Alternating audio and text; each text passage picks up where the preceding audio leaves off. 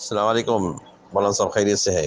اللہ آپ کو جو ہے صحت دے، تندرستی دے، آپ کی عمر میں برکت عطا کرے، اللہ آپ کو جو ہے علم کی دولت سے مالا مال کرے۔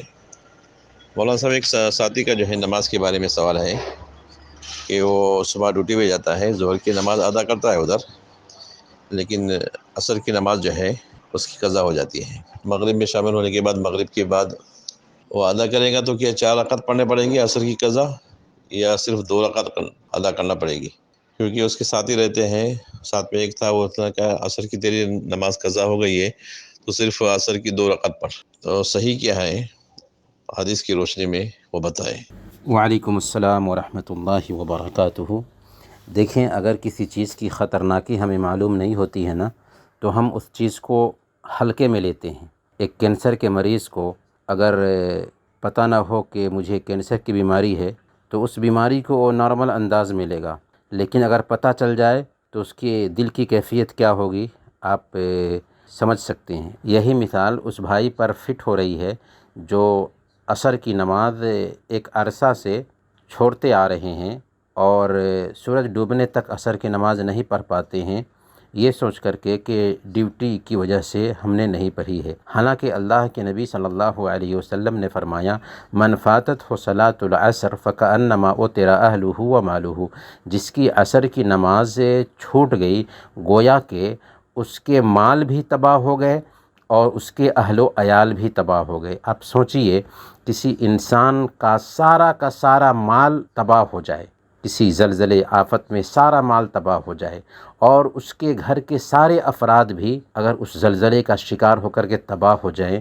اکیلے بچ جائے، تو کیا صورتحال ہوگی اس کی؟ اللہ کے نبی صلی اللہ علیہ وسلم عصر کی ایک نماز کے بارے میں کہتے ہیں، اور آپ الصادق المصدوق تھے، وَمَا يَنطِقُ عَنِ الْهَوَىٰ إِنْ هُوَ إِلَّا وَحْيٌ يُوحَىٰ، آپ اپنی خواہشات سے کچھ بھی نہیں بولتے تھے، وحی کی بنیاد پر ہی بولتے تھے۔ آپ نے کہا کہ جس کی عصر کی نماز ایک وقت کی چھوٹ جائے گویا کہ اس کے اہل و عیال بھی تباہ ہو گئے اور اس کا مال بھی تباہ ہو گیا۔ ایسا ایک وقت کی نماز کے بارے میں آپ نے فرمایا ہے، جبکہ بھائی ایک زمانے سے عصر کی نماز کو بے وقت کر رہے ہیں اور ان کو اس کی فکر نہیں۔ کیوں؟ اس لیے کہ پتہ نہیں ہے ان کو کہ نمازوں کی کیا اہمیت ہے ہماری زندگی میں۔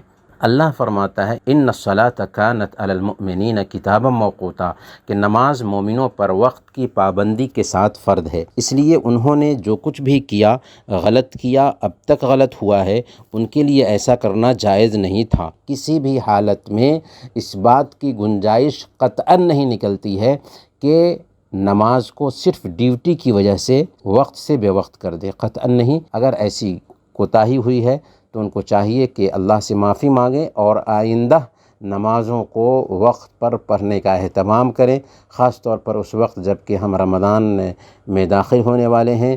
اس طرح کی کوتاہی اگر ہو رہی ہے تو وہ غلط ہے، اور جس بھائی نے ان کو کہا ہے، مشورہ دیا ہے کہ نماز چھوٹ گئی ہے عصر کی تو 2 رکعت ادا کر لو، یہ بھی بہت بڑی جہالت ہے۔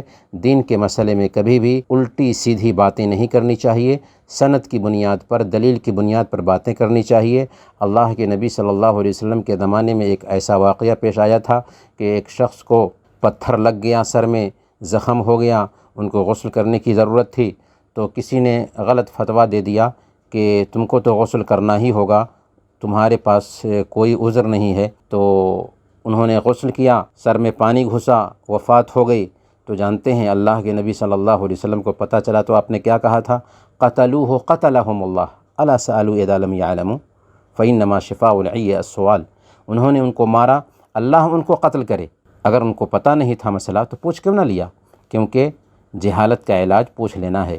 تو بغیر علم کے، بغیر معلومات کے کبھی بھی دین کے بارے میں گفتگو نہیں کرنی چاہیے۔ انہوں نے غلط مسئلہ بتایا اور وہ ایک زمانے سے عصر کی نماز بے وقت کرتے آ رہے تھے۔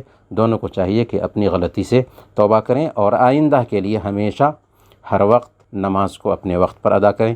اللہ تعالی ہم سب کو نمازیں وقت پر ادا کرنے کی توفیق عطا فرمائے، آمین۔ وصلی اللہ علی نبینا محمد وعلی آلہ وصحبہ اجمعین۔